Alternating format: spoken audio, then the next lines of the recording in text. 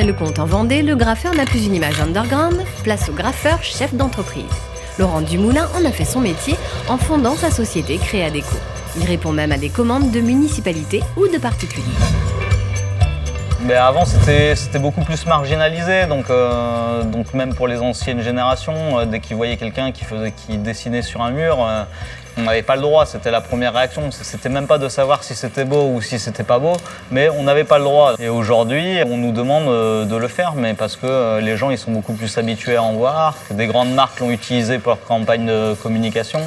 Pour les gens, j'ai l'impression que ça reste quand même marginal, mais c'est plus rentré dans les mœurs. Aujourd'hui, tout le monde aimerait avoir un graffiti chez soi. Donc amener ça notamment dans des écoles ou chez le particulier.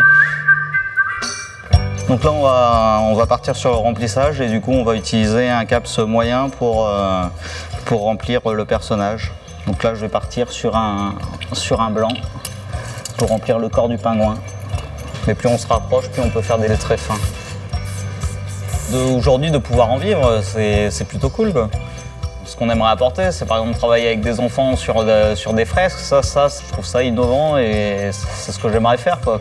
C'est un travail qui serait intéressant de faire découvrir la culture hip-hop qui est un peu marginalisée dans notre société à des enfants et de leur faire découvrir une nouvelle approche de la peinture autre que l'approche traditionnelle. C'est vraiment intéressant en fait.